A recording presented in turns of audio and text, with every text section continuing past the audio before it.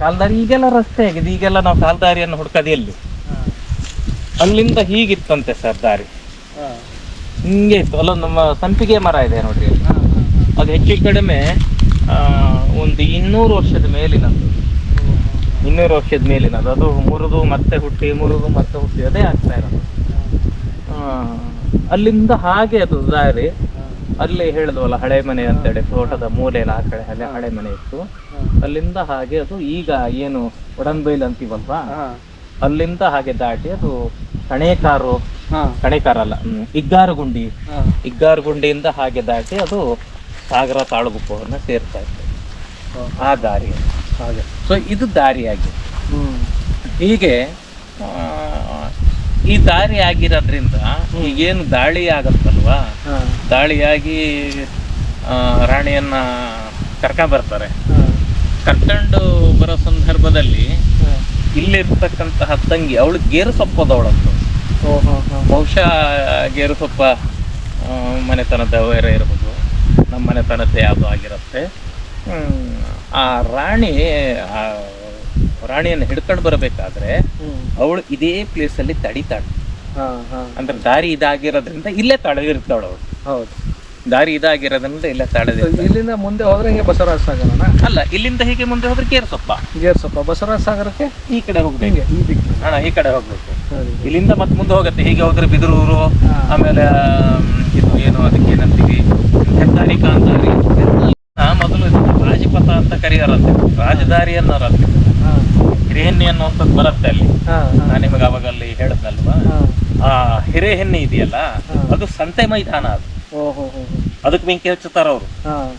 ಬೆಂಕಿ ಬಿದ್ದಾವಾಗ ಅಲ್ಲಿಂದ ಈಗ ಏನಾಗಿದೆ ಏನು ಅನ್ನುವಂಥಷ್ಟೊತ್ತಿಗೆ ಇಲ್ಲಿ ಬರೋದ್ರೊಳಗೆ ಒಂದು 10:30-11 ಗಂಟೆ ಆಗಿರತ್ತೆ, ಬೆಳಗಿನ ಸಮಯ. ಯಾಕಂದ್ರೆ ರಾತ್ರೋರಾತ್ರಿ ಗೇರ್ಸೊಪ್ಪದಿಂದ ಹೊರಟು ಅವರಲ್ಲಿ ಬಂದು ಅವಾಗ ಅಡೆತಡೆಗಳು ಬರ್ತಾವೆ. ಅಲ್ಲಿ ಕಾರೆಮನೆ ಚೌಕ ಅಂತ ಸಿಗತ್ತೆ, ಅಲ್ಲೂ ಸಹ ಸಣ್ಣ ಪ್ರಮಾಣದ ಹೋರಾಟ ಆಗಿರುತ್ತೆ. ಆಮೇಲೆ ಇಲ್ಲಿ ಸಂತೆ ಮೈದಾನ ಅಂತಂದಲ್ಲ, ಹಿರಿಯನ್ನಿ ಸಂತೆ ಮೈದಾನ, ಅಲ್ಲೂ ದೊಡ್ಡ ಮಟ್ಟದ ಹೋರಾಟ ಆಗಿರುತ್ತೆ.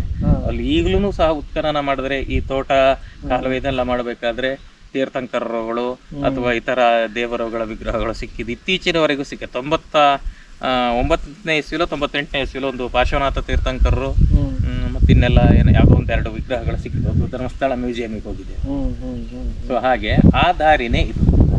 ಸೊ ಇಲ್ಲೇ ಆ ತಂಗಿ ಅನ್ನೋಂಥವಳು ತಡೆದಿರ್ತಾಳೆ. ಅವಾಗ ಏನಾಗುತ್ತೆ, ಹೋರಾಟ ಆಗುತ್ತೆ. ಈಗ ಅವರು ಸೈನಿಕರು, ಇವ್ರು ಸಾಮಾನ್ಯದವರಾಗಿರ್ತೀವಿ. ನಮ್ಮ ಮನೆಯಲ್ಲಿರೋ ಆಯುಧವನ್ನು ಹಿಡ್ಕೊಂಡು ನಾನು ಹೋರಾಟ ಮಾಡ್ಬೋದು, ನನಗೇನು ಸಪ್ರೇಟ್ ಆಗಿರೋದಿಲ್ಲ. ಸೊ ಅವಾಗ ತಂಗಿ ತೀರೋಗಿರ್ತಕ್ಕಂಥದ್ದೆಲ್ಲ ಇದೆ. ಹಾಗಾಗಿ ಇದನ್ನು ತಂಗಿ ಗದ್ದೆ ಅಂತಾರೆ. ಈಗ ಆಡು ಭಾಷೆಯಲ್ಲಿ ಇವ್ರು ಏನಂತಾರೆ, ಹಣ್ಣು ಹೊಡ್ಕೊಡ್ತಾ ಇದ್ದ, ತಂಗಿ ನೆಡ್ತಾ ಇತ್ತು ಅಂತ. ಇದು ಅಪಜಯದ ಗದ್ದೆನೂ ಅಂತಾರೆ ಅದಕ್ಕೆ. ಅದು ಆ ಕಡೆ ಇದೆ, ಅದು ಮುಂದೆ.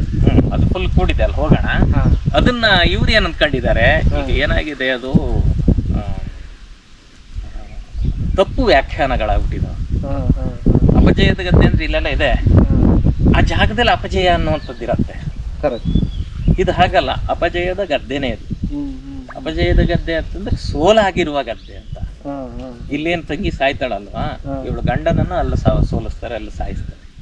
ಅಲ್ಲಿಗೆ ಏನಾಗತ್ತೆ, ಹಿರಿಯ ಸದ್ಗತಿ ಹೋಗ್ಬಿಡುತ್ತೆ. ಆವಾಗ ಮಕ್ಕಳು ಇರ್ತಾರೆ ಇಬ್ರು.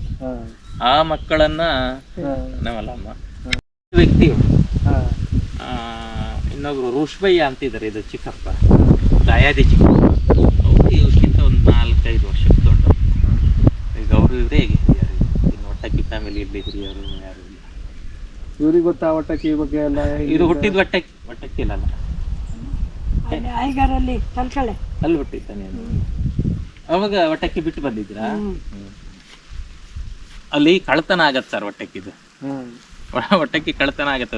ಒಬ್ಬ ಕೊಯ್ರಾ ಕೋಡ್ಲು ಕೃಷ್ಣ ಅಂತ ಬರ್ತಾನೆ, ಅವ್ನು ಕಳ್ತನ ಮಾಡ್ತಾನೆ ಮನೆಯನ್ನ. ಕಳ್ತನ ಮಾಡಿದವಾಗ ಮನೆ ಭಾಗ ಆಗತ್ತೆ. ಆ ಮನೆ ಒಟ್ಟಕ್ಕಿ ಫ್ಯಾಮಿಲಿ ಪಾಲ್ ಮಾಡ್ಕೊಂಡಿರೋದು ಹೇಗೆ ಸರ್, 1 ಎಕರೆ 1 ಗುಂಟೆ 10 ಗುಂಟೆ ಹೀಗೆಲ್ಲ ಅಲ್ಲ. ನೇರ್ಗಾರು ಹಳ್ಳ ಅಂತ ಬರುತ್ತೆ. ಆ ನೇರ್ಗಾರು ಹಳ್ಳದ ಆ ಭಾಗದ ಜಮೀನಷ್ಟು ಈರಯ್ಯಗೌಡರ ಮಕ್ಕಳಿಗೆ.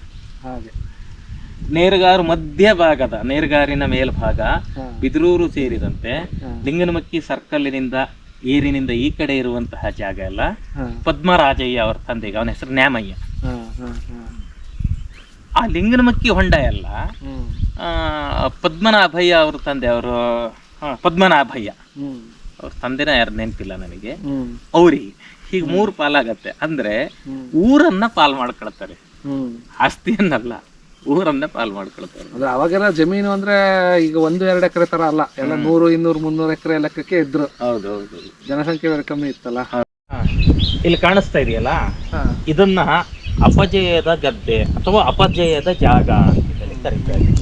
ಅಂದ್ರೆ ರಾಣಿ ಚೆನ್ನಭೈರಾದೇವಿಯನ್ನ ಹಿಡಿದುಕೊಂಡು ಹೋಗುವಾಗ ಏನು ತಂಗಿ ಗದ್ದೆಯಲ್ಲಿ ತಂಗಿ ಅನ್ನುವಂಥವಳು ನಮ್ಮ ಮನೆಯಲ್ಲಿ ಹೋರಾಟ ಮಾಡ್ತಾಳೆ, ಅವಳನ್ನು ಗಂಡ ಈ ಮನೆಯ ವಾರಸ್ದಾರ. ಅವನು ಗೇರುಸೊಪ್ಪೆಯವಳು ತಂಗಿ ಆದರೆ ಅವಳ ಗಂಡ ಗುಚ್ಚಕ್ಕಿಯ ಮನೆಯ ವಾರಸ್ದಾರ.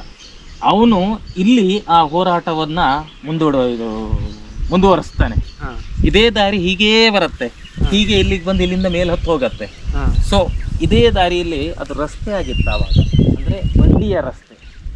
ಆ ರಸ್ತೆಯಲ್ಲಿ ಹೋಗ್ತಾ ಇರುವಂತವ್ರನ್ನ ಇವನು ತಡಿತಾನೆ ಬಹುಶಃ. ತಡದವಾಗ ಹೋರಾಟ ನಡೆಯುತ್ತೆ.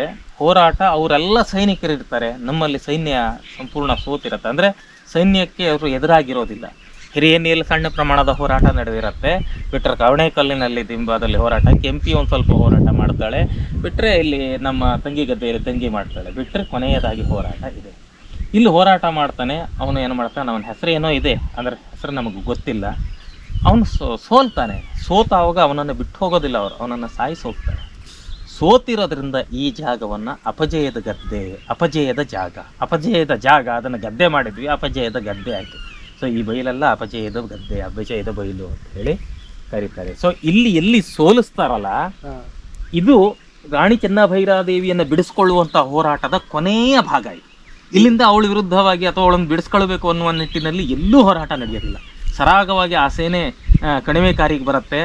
ಅಲ್ಲಿಂದ ಅವ್ರೇನ್ ಮಾಡ್ತಾರೆ, ಮಾನಕ್ಕಿ ಆ ಮುಖಾಂತರ ಅವ್ರೇನ್ ಮಾಡ್ತಾರೆ, ಕರ್ಕೊಂಡು. ಯಾರು ಹೋರಾಡೋದು ಅಂತ ಹೇಳಿದ್ ನೀವು ಇಲ್ಲಿ ಅಪಜಯದ ಗದ್ದೆಯಲ್ಲಿ ಈ ತಂಗಿ ಅಂತ ಹೇಳದ್ನಲ್ಲ ನಮ್ಮ ಮನೆಯಲ್ಲಿ, ಆ ತಂಗಿಯ ಗಂಡ ಅವನು ಒಬ್ಬ ಸೇನಾ ದಂಡನಾಯಕನಾಗಿ. ಅವನು ದಂಡನಾಯಕ ಅನ್ನೋದಕ್ಕಿಂತ ಸಾಳುವ ಮನೆತನದವನು.